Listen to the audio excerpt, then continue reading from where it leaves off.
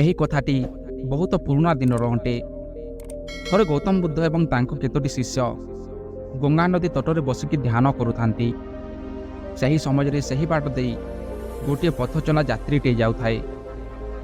ସେ ଯାତ୍ରୀଟି ବୁଦ୍ଧ ପାଖକୁ ଗଲା ଏବଂ ପ୍ରଶ୍ନ କଲା କି, ହେ ମହାତ୍ମା, ମୁଁ ମୋର ଗ୍ରାମ ଛାଣିକି ଆସିଛି, ଆଉ ଏକ ନୂତନ ଗ୍ରାମ ଖୋଜୁଛି। ସେଥିପାଇଁ ଦୟାପୂର୍ବକ କହିପାରିବ କି ଏ ପାଖ ଗ୍ରାମରେ କେମିତି ଲୋକ ବାସ କରନ୍ତି ଏବଂ ତାଙ୍କ ଆଚରଣ ସ୍ୱଭାବ କେମିତି ଅଛି। ସେ କଥା ଶୁଣି ସେ ବୁଦ୍ଧ ସେ ପଥଚଲା ଯାତ୍ରୀକୁ ପଚାରିଲେ କି, ତମେ ଯେଉଁ ଗ୍ରାମରେ ପ୍ରଥମେ ବାସ କରୁଥିଲ ସେ ଗାଁର ଲୋକ ଏବଂ ତାଙ୍କ ଆଚରଣ କେମିତି ଥିଲା? ସେ ଯାତ୍ରୀଟି କହିଲା, କ'ଣ କହିବି ମହାତ୍ମା, ସେ ଗ୍ରାମର ସବୁ ଲୋକ ଖରାପ, ଦୁଷ୍ଟ ଏବଂ କ୍ରୋଧୀ ପ୍ରକୃତିର ଥିଲେ। କେତୋଟି ଲୋକ ଚୋରି ମଧ୍ୟ କରୁଥିଲେ।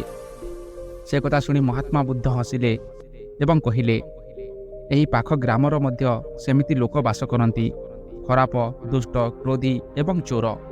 ସେହି କଥାକୁ ଶୁଣି ସେ ବ୍ୟକ୍ତିଟି ଆଗକୁ ଚାଲିଗଲା। କିଛି ସମୟ ବିତିଯିବା ପରେ ପୁଣି ଗୋଟିଏ ନୂତନ ପଥଚଲା ଯାତ୍ରୀଟି ଆସିଲା ଏବଂ ସେ ବି ବୁଦ୍ଧଙ୍କୁ କହିଲା, ମହାତ୍ମା, ମୁଁ ଗୋଟିଏ ଗାଁରୁ ଚାଲି ଆସିଛି ଏବଂ ଗୋଟିଏ ନୂତନ ଗାଁଟିଏ ଖୋଜୁଛି ରହିବା ପାଇଁ। ଆପଣ ଦୟାକରି ଏ ପାଖରେ ଥିବା ଗାଁର କଥା କହିପାରିବେ କି? ଏ ଗାଁର ଲୋକଙ୍କ ବ୍ୟବହାର ଏବଂ ଆଚରଣ କେମିତି ଅଛି? ମହାତ୍ମା ବୁଦ୍ଧ ଏ ବ୍ୟକ୍ତିକୁ ସେହି ଗୋଟିଏ କଥା ପଚାରିଲେ କି, ତମେ ରହୁଥିବା ସେହି ଗ୍ରାମର ଲୋକଙ୍କ ବ୍ୟବହାର ଏବଂ ଆଚରଣ କେମିତି ଥିଲା? ସେ ବ୍ୟକ୍ତିଟି ବୁଦ୍ଧଙ୍କ ସେହି କଥା ଶୁଣି କହିଲା, ହେ ମହାତ୍ମା, ସେ ଗାଁର ଲୋକମାନେ ବହୁତ ଶାନ୍ତ, ଶିଷ୍ଟ, ଦୟାଳୁ, ପରୋପକାରୀ ଥିଲେ। ସତ କହିବାକୁ ଗଲେ ସେ ଗାଁର ଲୋକ ବହୁତ ସରଳ ଏବଂ ଭଲ ଥିଲେ। ସେହି କଥାକୁ ଶୁଣି ବୁଦ୍ଧ ଖୁସି ହୋଇ କହିଲେ, ଏ ପାଖର ଗ୍ରାମରେ ଲୋକଙ୍କ ବ୍ୟବହାର ଏବଂ ଆଚରଣ ବି ଶାନ୍ତ, ଶିଷ୍ଟ, ଦୟାଳୁ, ପରୋପକାରୀ, ସରଳ ଏବଂ ବହୁତ ଭଲ।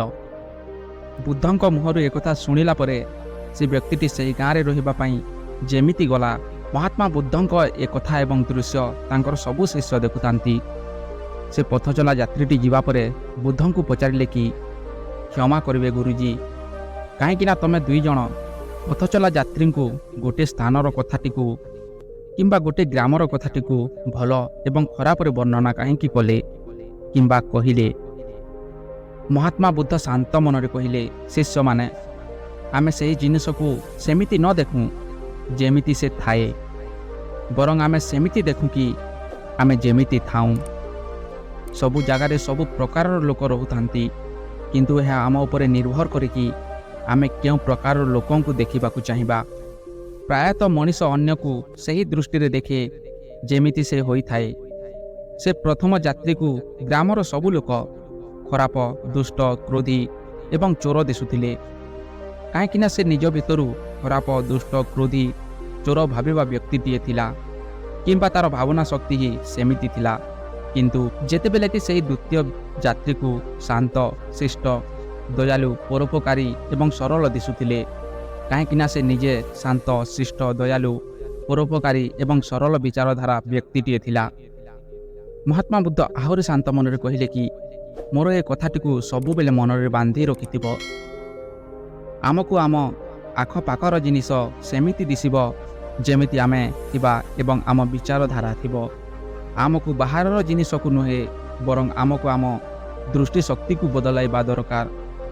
ସେ ସବୁ ଶିଷ୍ୟ ସେ ବୁଦ୍ଧଙ୍କ କଥାଟିକୁ ଭଲ ଭାବେ ବୁଝିଗଲେ ଏବଂ ଆଗକୁ ସବୁ ଶିଷ୍ୟ ଭଲ କାର୍ଯ୍ୟରେ ହିଁ ଧ୍ୟାନ ଦେଇ ନିଜ ଦୃଷ୍ଟି ଶକ୍ତିକୁ ବଦଳାଇବାର ଏବଂ ଭଲ ଜିନିଷ ଉପରେ ଦୃଷ୍ଟି ଦେବାର ପ୍ରତିଶ୍ରୁତି ଦେଲେ। ବନ୍ଧୁଗଣ, ନିଜକୁ ନୁହେଁ ବରଂ ନିଜ ଭାବନା ଶକ୍ତି ଏବଂ ନିଜ ଦୃଷ୍ଟି ଶକ୍ତିକୁ ବଦଳାଇବା ପାଇଁ ଚେଷ୍ଟା କର, କାହିଁକିନା ଗୋଟିଏ ମଣିଷ ବଦଳେ ନାହିଁ, ତା'ର ବିଚାରଧାରା, ଦୃଷ୍ଟି ଶକ୍ତି ବଦଳିଥାଏ। ସେଥିପାଇଁ ଭଲ ଭାବିବା, ଦେଖିବା, କହିବା ଏବଂ କରିବା ପ୍ରତି ଧ୍ୟାନ ଦିଅ।